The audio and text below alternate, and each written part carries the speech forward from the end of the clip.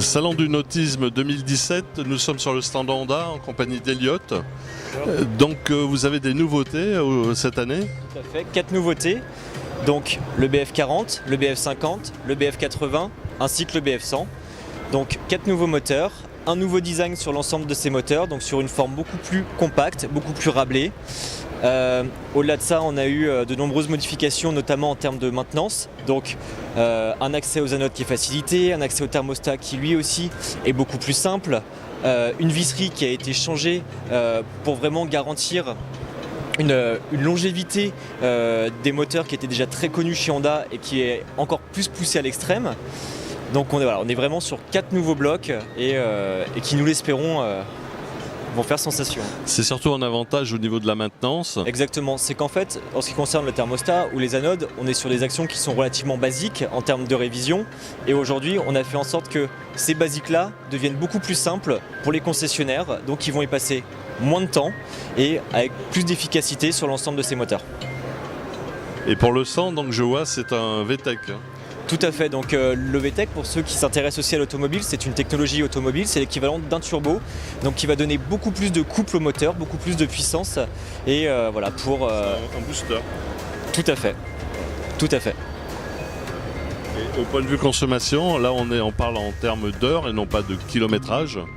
Alors, on est en termes d'heures effectivement, la consommation est assez difficile à juger étant donné que ça va dépendre du poids de la coque, du type d'utilisation.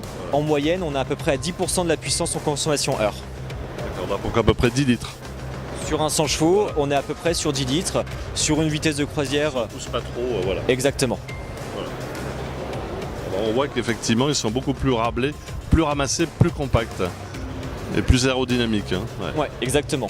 Exactement. C'était vraiment notre objectif, c'était de faire des moteurs qui aient un rendu beaucoup plus moderne, qui soient relativement discrets, c'est-à-dire qu'en plus d'avoir une sonorité qui est très très faible à l'arrière de votre bateau, ils seront d'autant plus discrets sur votre tableau arrière.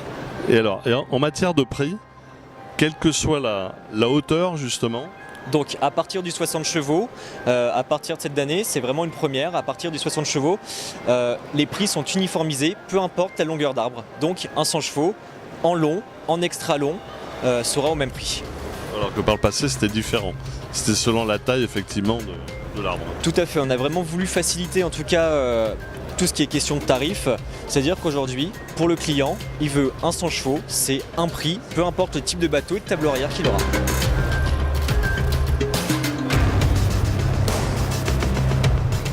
Donc c'est beaucoup plus simplifié. Tout à fait, donc vous avez l'accès au thermostat qui se trouve juste ici, simplement 2 vis. Pour les concessionnaires ou du moins les personnes qui ont déjà vu le thermostat sur leur moteur Honda, il y avait un petit peu plus de complexité pour le trouver. Aujourd'hui, voilà, c'est 2 vis ici. Et ensuite, vous avez la partie anode qui se situe donc juste là, 2 vis. Vous enlevez, l'anode est échangée par votre concessionnaire, vous remettez et vous avez un gain de temps qui est vraiment très important.